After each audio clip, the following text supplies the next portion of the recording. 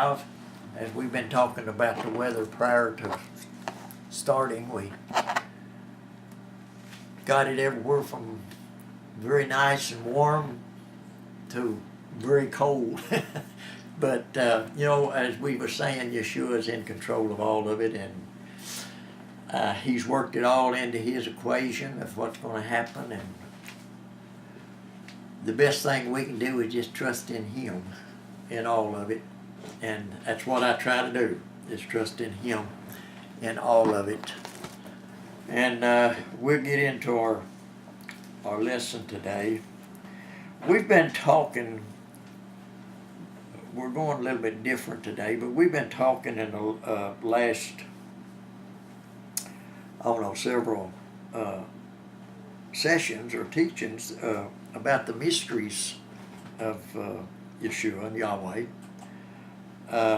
and the revealing of his mysteries. And of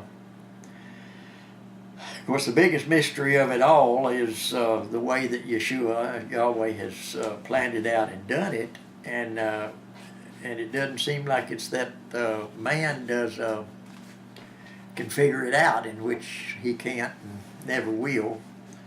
But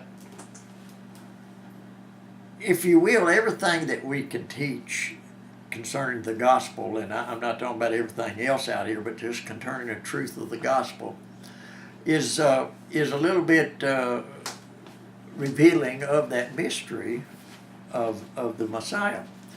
And of course, that is the big mystery that really was revealed upon his coming and upon him establishing this new covenant that we have today.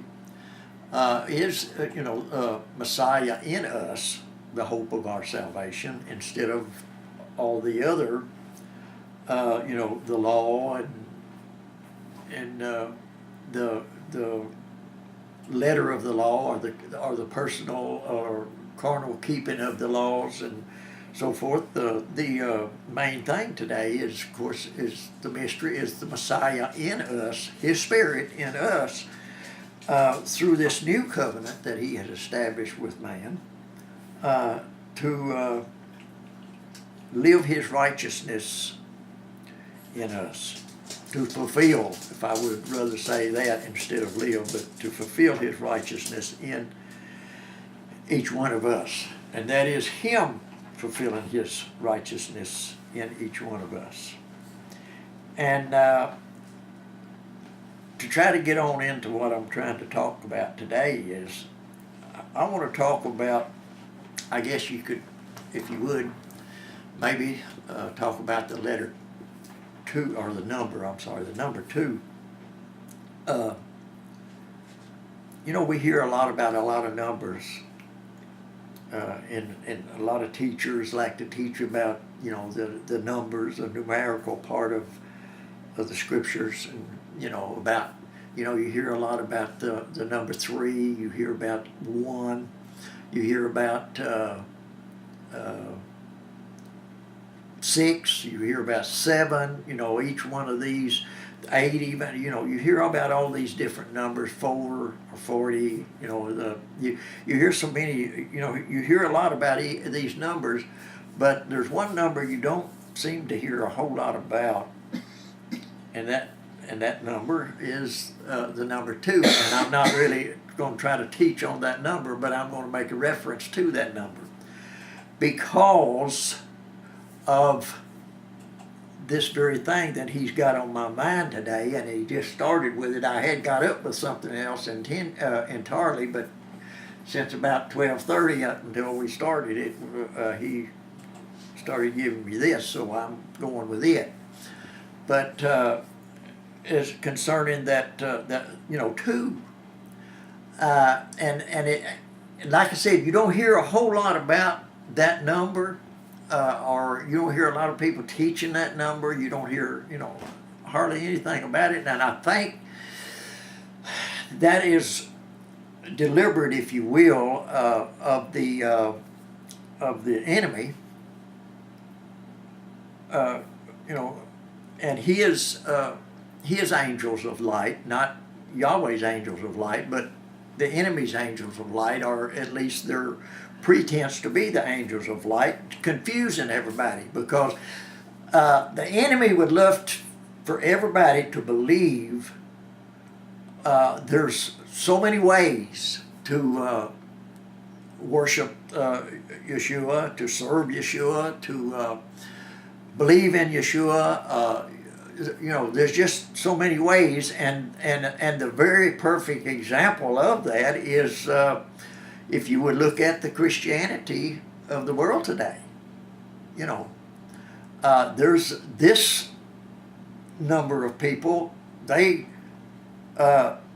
believe this part of Scripture, and so they call themselves Baptists.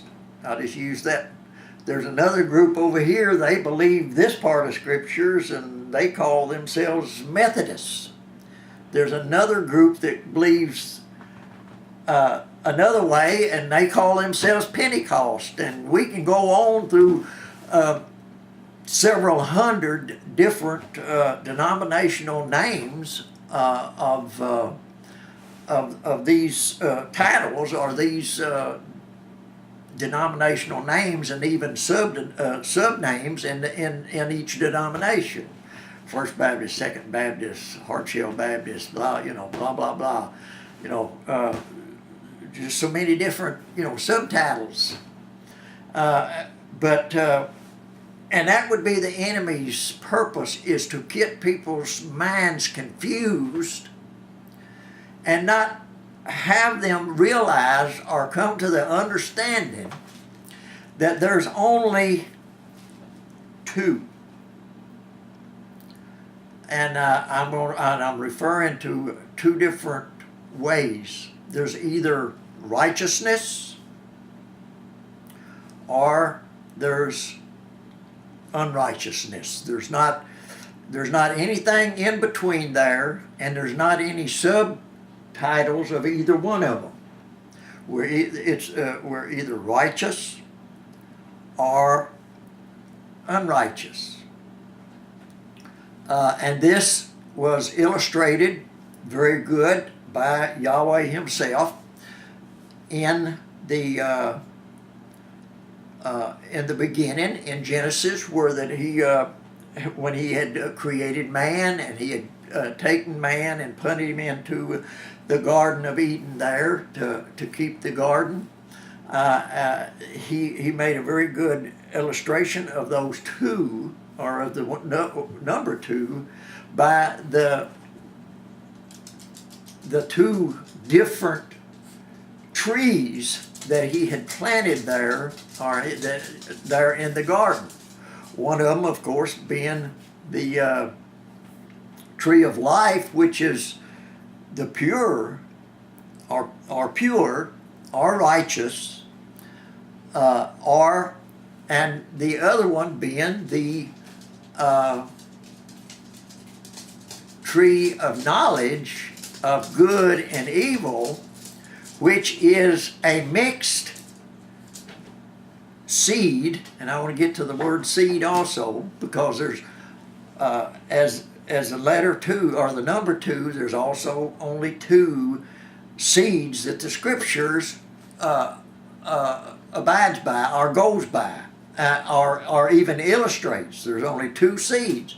Either the pure seed, which is comprised of the tree of life, or the impure or unrighteous seed, or mixed seed, which is the tree of good and evil. Now the pure tree would be nothing but good. The tree of life would be nothing but good. But then there's the tree of knowledge of good and evil, the 2 trees, one of them being pure or good, or if you need by definition, and the other one, of course, is the tree of knowledge of good and evil, which is a mixed seed, which is unacceptable to Yahweh, and has always been unacceptable to Yahweh. And the perfect example of that is that when Eve had made the choice of the 2 trees, she chose the tree of knowledge of good and evil, of which also Adam partake of after Eve, and of which afterwards Yahweh, taking the two and cast them out of the garden, he put an angel, if you will, with the sword, flaming sword, to guard the tree, that man could not get back to the pure seed until something happened, which Yahweh would progress in his promise to man, that a way would be made back to that tree of life, or to the good seed. But there's some, and I'm trying to give this as Yeshua's giving it to me, because, like I said, I only started about an hour ago. He started giving this to me about an hour ago, concerning what I'm talking about today. And but anyway, the scriptures refers to those two as seeds in so many different references in the scriptures. When he made a covenant with Abraham, he promised him that through his seed would all nations be blessed. And when we study that out, we find out that a lot of times we look at the two, which was two seeds there, one of man's way of doing things, and the other seed is of Yahweh's way of doing things, in which man's way was, Sarah comes to Abraham and says, well, I know Yahweh has promised us a son, but maybe it'll be done this way. I'll give you my handmaiden, and you go in unto her, and she will conceive, and she'll bear a son, and he'll be born upon my knees, and he'll be our son. And of course, that was man's ideal of fulfilling what Yahweh had promised. But as usual, and as always, it's not and was not Yahweh's way of doing, or it was not in Yahweh's plan that way to do it. He still had his own plan to bring that seed, the pure seed, the righteous seed, the good seed, down through the way, or his promise, or his covenant with Abraham, which was to come through him and Sarah, and down the line to until the Messiah, which was the seed that he was speaking of when he spoke to Abraham. That seed being Yeshua. We always kind of look at that as the seed, it was Isaac, but yeah, Isaac was promised to be born of Sarah and Abraham, but it wasn't that particular part of the seed that was promised. It was that through him, and through Sarah and Abraham and Isaac and Jacob and the 12, and then Judah, and then on down. If you want to read it, Matthew, the first chapter gives you the genealogy of that seed that was to come up until Yeshua, which was the promised seed. But there's only one seed that is righteous.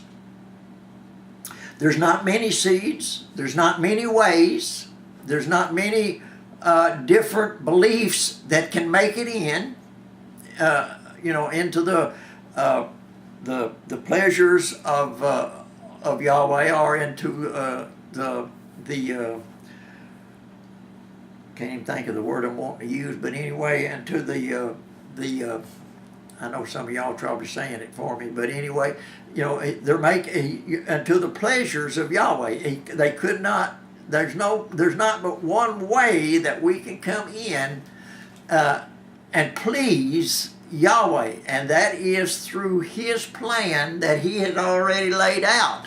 You know, we were talking about how that man is doing everything they're big enough to do to destroy the world and our health and everything else. But, and as we said, but yet still Yahweh has that incorporated, or if you will, as Patty said, He already knew what was going to happen, because He already had it already in His incorporated in the plan that He's going to eventually fulfill when Yeshua comes back to gather His unto Him.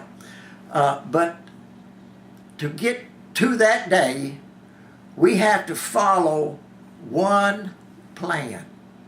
Not many, as there is in the denominations, or even as you see in, Pat and I were talking about this prior to our, the meeting starting, about how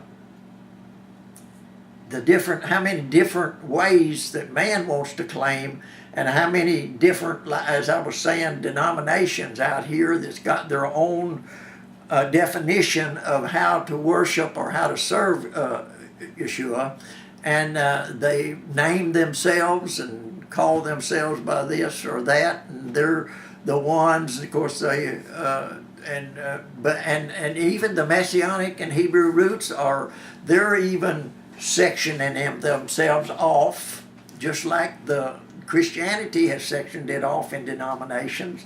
I even see it in the Messianic roots and our Hebrew roots in the Messianic faith. You see them starting to separate themselves out, and one goes with this group, one goes with that group. It's according to who you decide in your mind, and I'm saying it in your mind and in the imaginations of your mind, of who's right or who's wrong, instead of through the heart and through the Spirit of Yeshua, because there is no division in Messiah.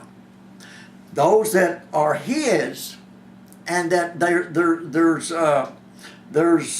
people want to use steps or levels, or however how you want to use it, of knowledge of Him, but they all agree in Him, and they all will worship Him according to His actual word here.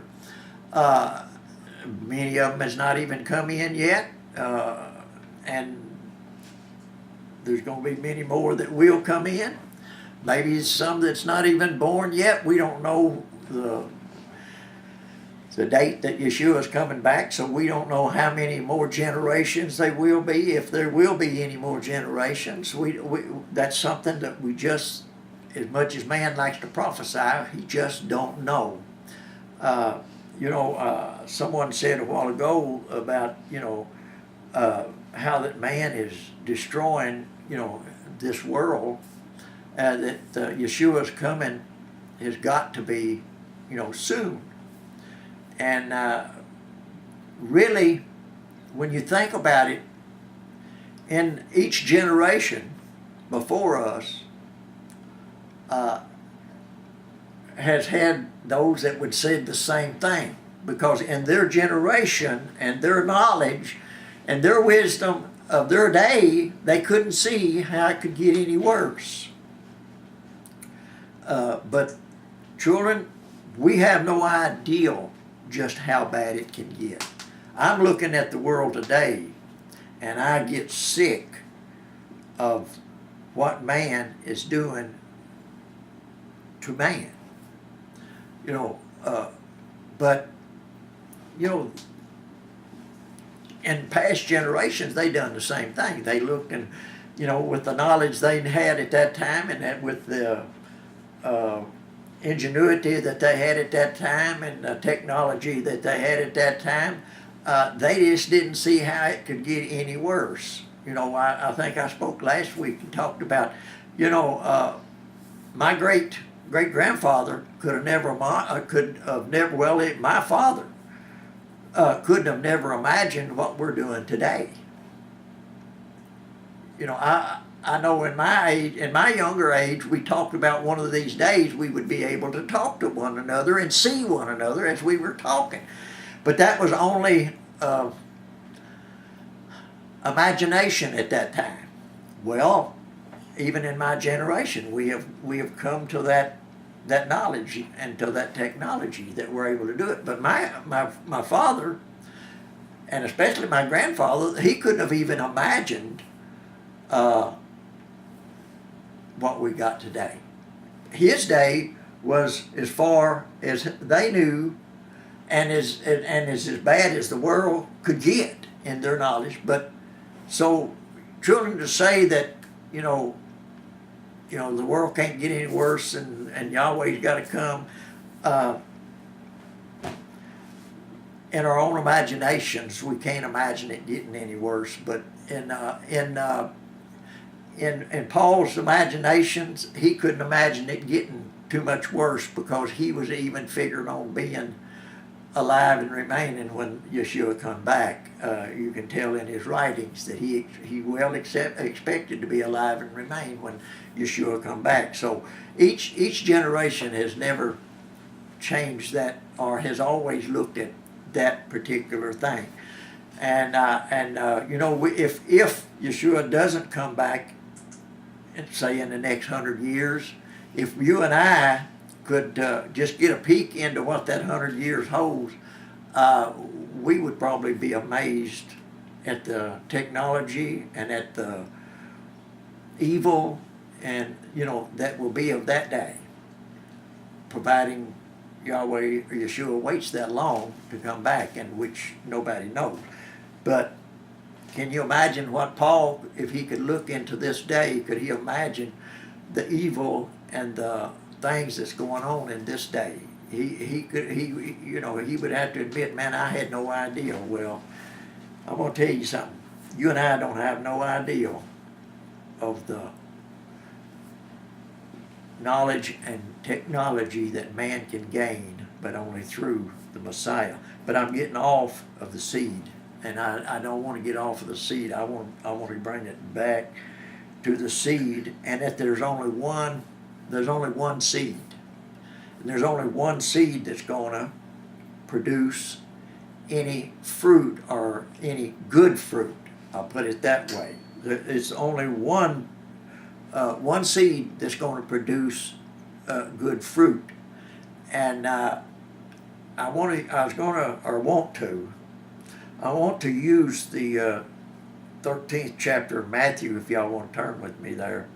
I want to use, and every one of us has read this, I don't know at the times, read these parables here. But this particular one, and each one of them alludes to this. We can go back to the parable of the wheat and the tares. We're not going to get into that one today, but if you look at the wheat and the tares, there's only two seeds there. One wheat, which is the good, and the tares, which is the bad, are the mixed fruit of good and evil. And that's what gets man so confused, is he sees good even in the evil. The evil seed, there is good in it, which confuses man. But if we look at the good seed, there is only good in it, and that is what will be manifested through those that are the Messiahs. But anyway, I want to get to the 13th chapter here, and I'm not going to read the whole chapter, but the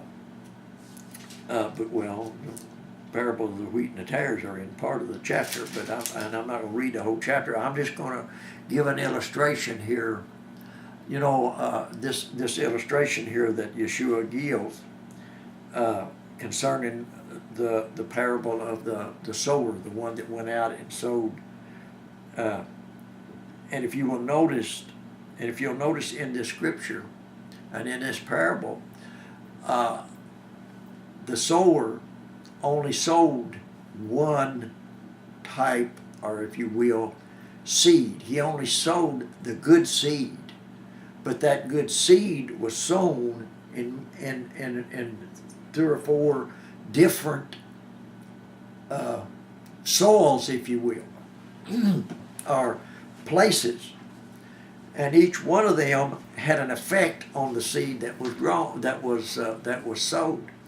But the point I want to make today, and I'm not going to be too long, but the point I want to make today is that there was only the one seed that was sown, and that it was sown in many different areas, but it was only one seed that was sown.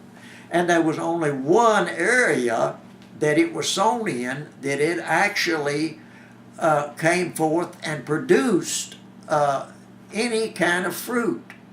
Whether it was a small yield or whether it was a large yield, there was only one particular area that it was sown that it actually came forth and produced. It sprang up in many others, but it only produced in one area.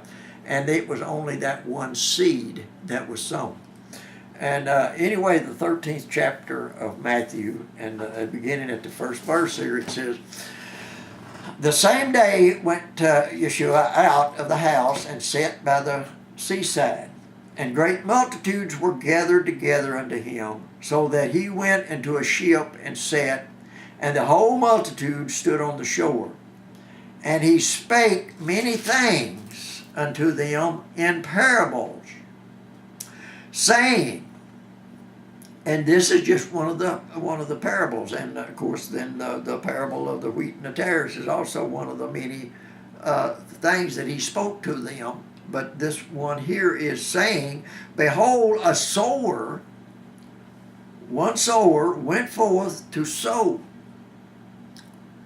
And when he sowed, some seeds fell by the wayside." Now, I know the word refers to plural seeds, but it's many of the same seed, the good seed. We have corn, but we don't plant one kernel of corn and expect the whole garden to come up in corn. If you want the whole garden to come up in corn, you plant corn all through the garden. And it's one seed. It's one type of seed, one kernel, one type of kernel of corn. But you plant several of them. And that's what he's talking about here. Here we're sowing, but we're sowing the same seed, the good seed. We're sowing that good seed out. "And some fell by the wayside, and the fowls came and devoured them up. Some fell upon stony places where they had not much earth, and forthwith they sprung up, because they had no depthness of earth." Now, I don't have to explain why they died. "And when the sun was up, they were scorched, and because they had no root, they withered away. And some fell among thorns, and the thorns sprang them up and choked them. But other fell into good ground, brought forth fruit, some 100-fold, some 60-fold, and some 30-fold. And the scripture says here, "Who hath ears to hear, let him hear what Yeshua is saying." Now, Yeshua goes ahead when he gets off from speaking, and he goes out from the multitude, and his disciples comes to him, and they, asked him, and he begins to explain something here, and I'll probably read some of that. And I don't know if I'll read the explanation of the parable of the sowers or not, but anyway, he that hath ears to hear, let him hear, what he's saying here. There's only one seed, or one type of seed, if you will, sown there, which was the good seed, not the seed of the knowledge of good and evil, which is the bad seed, if you will, but the one pure seed was what was sown. And it was sown in different areas or different places. And each place, depending upon its ability, produced or didn't produce. In which we find that all of the places but one did not produce because they were not the ground, or as the scripture describes in other books, talking about the fallow ground, the ground that was prepared to receive that seed. Because it fell among other areas, it did not spring, or it did not produce. It sprang up in some of them, but it did not produce. And of course, that is another way of Yeshua saying that, just because somebody claims to have the truth over here, eventually, if they're not one of his, if they're not his chosen ones, they will eventually fade away, if you will, or die off, if you will. And that's hard for man to understand. It's hard for man to accept the fact that, so-and-so was on fire for Yeshua here, 5 years ago, but today they're out here doing everything they're big enough to do. Yeshua explained that. And he also explains it in Matthew here, whether he's talking about when people are gathered together and come before him. Many of us going to say, well, Yeshua, did not do these great works, and did not do these miracles, and did not speak in your name, and did not heal in your name, and did not do all of these things in your name. And he's going to say, well, I don't know you. It's because they did some good things, but they also had it mixed with the evil things. They did not have the good seed planted within their hearts today. And that's something that each one of us, it behooves us, if you will, to examine ourselves daily, as the scripture, kind of alludes to us to do, is to examine ourselves daily to see that we are walking according to the scriptures and according to the word of Yahweh. And to do that is we examine ourselves through the scriptures. We examine ourselves daily. Not that do I listen to Brother George on Sabbath, and then I wait until next Sabbath till he comes on again and say what he's going to say. But I examine myself daily through the scriptures to prove or to show that I am walking in the true word, the true and the true seed, or the pure seed, is what is planted in me. And as I can go ahead and say, and the disciples came and said unto him, why speakest thou unto them in parables? Why are you talking to them in parables? Man just don't get it. He wants things done exactly what he thinks it ought to be done today. If Yahweh had left this up to man, man would have created the heavens and the earth, the universe, and all that's there in it, would have created all of that, and then he would have just created a certain, those that are the Messiahs, that are Yeshuas, those he would have, they would have just created them, and they'd have put them on, you'd put them here on the earth, and that would have been the end of it. Everybody would have been serving Yahweh, Yeshua, all the days of their life, and that's the way it would be. But that's not Yahweh's plan or Yeshua's plan. That's not their plan. Yahweh had a reason for everything he done, and that reason is to take out a people that love him and that is willing to follow and obey Him, that is willing to put their trust in Him and in only Him. And as I said, follow Him. And those are the ones, in the end, through all the thousands of years, up until the day that He comes, that will, through all of that period of time, many evil ones, many lukewarm ones, many, all of these is going to be all through the world, and Yahweh's, Yeshua's children is going to be amongst them. But each one is going to come out in his own time, and or Yahweh's going to bring them out in His own time, and they're going to follow just Yeshua. Knowing that there's going to be all kinds of other seeds planted, or the seeds of good and evil planted out here among the people. And I'm referring only to one seed. I'm using the plural seeds, but it's only one seed, the good of the knowledge of good and evil.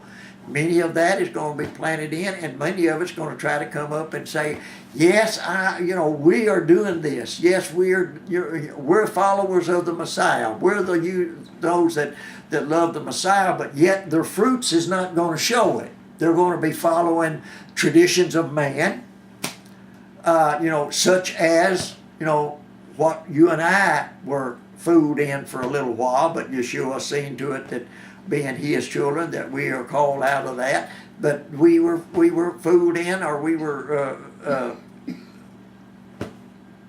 bewitched in, if you will, into following, the traditions of man, of man changing Yahweh's plans, and man in his own mind figuring out what Yahweh is going to do, and say, this is the way we do it, and we'll follow that. We'll not follow Yahweh's feast, but we'll follow man's ideal of the feast. We'll give Yeshua another birthday, and we'll celebrate Him, and we'll do it with the rudiments of the world and the things of the world, and all of this has convinced man that this is the right thing to do. That is good being mixed with evil, which is not an acceptable thing unto Yeshua. The only thing that is acceptable to Him is the pure seed, the righteous seed, and that's the ones that is going to become, or that is His, and eventually will be called out and taken with Him, and brought back to this earth when it's been cleansed, and the new heavens and the new earth has been created, if you will, and placed upon this earth. Where now all other stuff, the bad seed, the unrighteous seed of good and evil, is going to be destroyed at that time. But we're all part of His, and we're all part of His plan. But you got to make sure within your own self, and you've got to study within yourself and see that that's what you are. Because when you start following other things, even in our movement that they have today, there's already several different types of movements within this movement. Some of them is, well, we're gonna celebrate Yahweh's feast on this day. We're going to celebrate it on that day. We're going to declare the moon on this time, and we're going to declare the moon on that time, and by that way we're altering the Yahweh's feast days so that we'll celebrate them here and they'll celebrate them there. There's always that enemy that's always in there trying to scatter and confuse Yeshua's children, but we can all be of good cheer because Yeshua said, I have overcome all of that, and that we become overcomers when our faith is in Him. And that good seed is within us. But anyway, they asked Him, why speakest thou them in parables? He answered and said unto them, because it is given unto you to know. See, this is one of those mysteries that's being revealed to them and to you and I. When we look at this and through the Spirit, we understand what He's saying there. It is given unto you to know the mysteries, the hidden things of the kingdom of heaven. But to them it is not given. Well, he was talking to children of Israel. He was talking to those that he came to, the lost sheep of Israel. He was talking to these people. But yet he was talking to them in parables, and now he's explaining to his disciples, it's for you to know the mysteries of the kingdom of heaven, but to them it is not given to them to know. For whosoever hath, to him shall be given, and he shall have more abundance. Those that are given to know the mysteries of Yahweh and Yeshua, there's going to be more abundance to them. But whosoever hath not, from him shall be taken away even that he hath. See, that is part, if we want to go back into the mysteries, this is part of the mysteries that man, because of his lack of the knowledge of the mysteries of Yahweh, begins to confuse it with everything else and saying, well, this is okay, that's okay. It's okay to change Yahweh's Sabbath and make it a man's Sabbath. It's okay to do that. We're doing something for him. We're honoring him in it. It's okay, but it's not. When Yahweh said that we was not to alter anything of his, it's not okay. It's okay to give him a birthday, which happens to be the birthday of every idol that was ever thought of by man. It's okay to give him that birthday and to honor him for his birth on that day. That's okay. But the confusion that that Satan's enemy, our enemies, angels of light, sows among us, it's okay. It's okay. But Yeshua says it ain't okay. There is, we have to have the seed, the righteous seed, or it's not okay. We have to be filled with that righteous seed, or it's not okay. And Yeshua here is making a bold statement. If we understand his mysteries here and we understand what he's saying here is, I make that choice to whom it is revealed to. And even though I'm speaking to the whole house of Israel, if you will, I'm speaking in parables so that only those to whom I give the revelation to will understand what I'm saying and what I mean by it. Do you see that much in just those two scriptures there? Can you do you see that in those? I don't know if you do or not, but that's what it's in. That's what's there. That's part of the mystery that is hidden with the Messiah, that good seed will reveal to those that are his. This is only given through him. See, and he goes ahead and says it in this next verse. Therefore speak I to them in parables, because they seeing see not, and hearing they hear not, neither do they understand.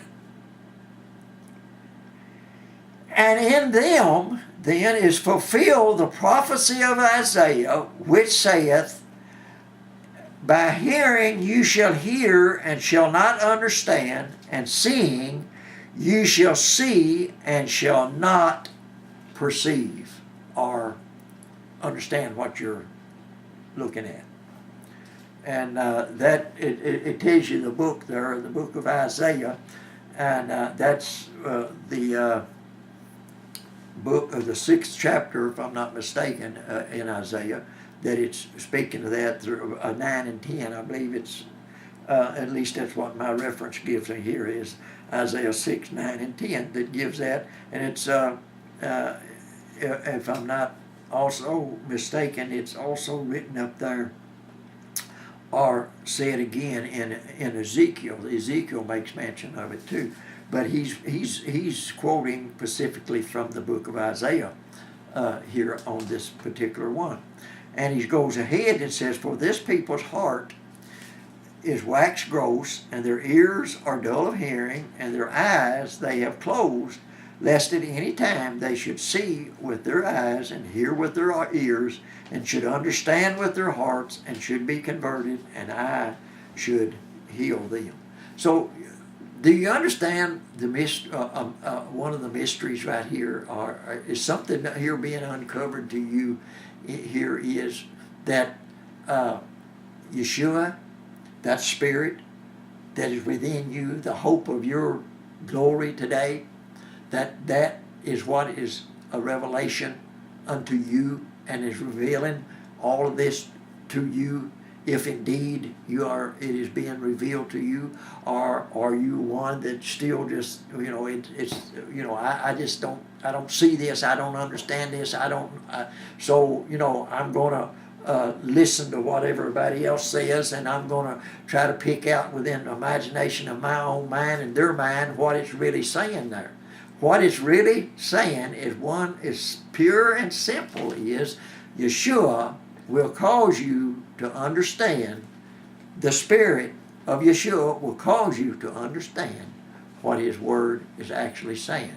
And it's only given to them that are His, and are His at His coming. And once again, like I said, this is hard for man to grasp. It's impossible for man to grasp this within his own mind and within his own heart. It's impossible for man to grasp the mysteries of Yeshua. But the truth is, and I know today, so many people make their boast about keeping the law, and they're going back under the law, and I don't really mean to bring all that in today, because I'm not going to get into that. I was kind of probably going to kind of lean in or intending on talking about that a little bit today, until Yeshua give me this to talk about. But concerning the law, the people are trying their best, trying to hang on to Yeshua, but yet going back underneath the law, and doing the letter of the law. I'm keeping Torah. I'm observing Yahweh's feast. I'm doing this. I'm doing that. Instead of giving the recognition to where it really is, and understanding where the recognition of where it really is, and it's through Messiah in you, the hope of your glory, that you are where you are today in your understanding, instead of trying to go back and do these things, not realizing what they're actually saying. Because I've said it before, and I'll say it again, and whenever I teach about the law again, I'll say it again. But if you're trying to walk in that, and if you're trying to do that, then, ladies and gentlemen, you're going to be judged by it, and you're going to be found wanting. You're going to be found needing something, because nobody has ever walked it, and nobody will, except Yeshua Himself, and He's in you fulfilling it, if indeed you're one of His today, if you're part of that one seed. For verily I say unto you that many prophets and righteous men, 16th verse says, but blessed are your eyes, if you see this, if you're revealing, blessed is your eyes, for they see, and your ears, for they hear. They understand. You understand. It's so hard for me a lot of times to try and speak the truth of the Word, because I know there's so many out there that has got their own conclusions of what it says, even in the movement today that is coming out, that just simply does not want to hear what I and others like me has got to say, because they have brought it up in their own minds because of their lack of understanding, because their eyes is not opened, and their ears is not open to where they can see and can hear. But and sometimes you get I get thinking, and I'm sure Noah got the feeling the same way, as well as Paul and other disciples and everybody else. is, what's the use? They just ain't going to listen. They don't want to hear me. They don't want to hear the truth. But ladies and gentlemen, it doesn't matter if one hears it. That's my goal, is for one to hear what the truth of the Messiah is and the mystery of the Messiah is, and that one hears it and that one obeys it and follows it. And not the world. I already know it's not going to. I already know that the enemy has his angels of light out there trying to, confusing everyone and trying to confuse even those that are the Messiahs. But Messiah assures us that that's not going to happen. But anyway, he's got his out there saying everything. And then, so for verily I say unto you that many prophets and righteous men have desired to see which you see, those things which you see. Many prophets, and that can include Isaiah, that can include Jeremiah, that can include Ezekiel, Hosea. It can, it can include David. It can include all of those that was before Yeshua. That all of them, all those righteous men desired to see the things which you see and have not seen them, and to hear that which you hear and have not heard. They all died in faith, looking toward what you and I have today. Those that were his, they died in faith.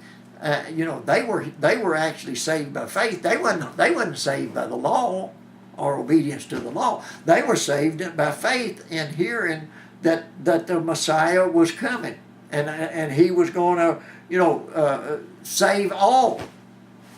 As he had promised man in the beginning, that he was coming, that he had promised Abraham in the beginning. Their faith was in that, just as Abraham's faith was in that. One of the other scriptures that I was going to use today in Galatians speaks about Abraham's faith. Not his works, not his circumcision, not nothing like that, but it was his faith in Yahweh that saved him, and that provided a line, if you will, to which the seed could come forth. It was the faith, not the works, not the law, which was 400 years after Abraham. Not that, but it was their faith, and that's what you and I today is, our faith in the one seed that was to come, the pure, the righteous seed that was to come. Our faith in that, and our willingness to let that seed work its righteousness or spring forth in us and produce the fruit in us, whether it's 30-fold or 60-fold or 100-fold, regardless of what it is, but to let that seed spring forth in you and I, and our faith in him, and let that seed spring forth and produce the fruit that it's supposed to produce in you and in I. Then he goes ahead and begins to explain here, the parable of that sower, and y'all can go ahead and read it. And it's if you understand thus far, you will plainly understand what he's talking about there. It was only one seed, to make it clear, one type of seed that the sower sowed. Though it fell on many different areas, different grounds, yet only one place did it spring forth and produce anything, whether it was a small amount or whether it was the full amount, the 100-fold. Regardless, that place was the only place that it sprang forth and produced. All the other places, it was either choked out, scorched out, are taken out by somebody else's views of something. So so you can understand that today. But you know, I want people, and I constantly, I know, probably harp on this, but it's so important that people's faith be in the Messiah, and not what you do yourself, but in the Messiah, and let that fruit come forth, and let that seed spring forth, and the fruit of that seed spring forth through you, through your faith in Him, and Him fulfilling that righteousness in you. That is the whole thing about the seeds. And I know, and the scriptures speak about just two all the way through it. From Genesis to Revelations, it speaks of two. Whether it refers to trees or whether it refers to the seeds, or regardless of how it refers, righteous, unrighteous. It don't say anything about righteous, semi-unrighteous, or semi-righteous, semi-unrighteous, and unrighteous. It just says either righteous or unrighteous. Tree of life, tree of knowledge of good and evil, the big seed. You know, there's only two. There's not, you believe this way, you believe that way, you take this out of the scriptures and you follow that, you take that out of the scriptures and you follow that, and we're all going to meet in the middle. It's not that way today. And it has never been that way. It's always been according to the plan of Yahweh up until Yeshua was given, and then He gave everything over to Him, that all things, was brought upon the earth. He's always been, but until He was brought upon the earth, and everything was given unto Him, and today everything is to look to Him, and everything that you do, in word or deed, it don't make any difference, or whatever you do, you know, and the scripture says in word or in deed, which covers everything that man can do. You do it all in the name of Yeshua, glorifying Him, not ourselves for what we do. We're not boasting ourselves, but boasting in Him and glorifying Him for what we do and for what we know, and giving Him the glory and giving Him the honor. Like I said, this came about 30 minutes before I made the call to those that is on Skype with us today, and I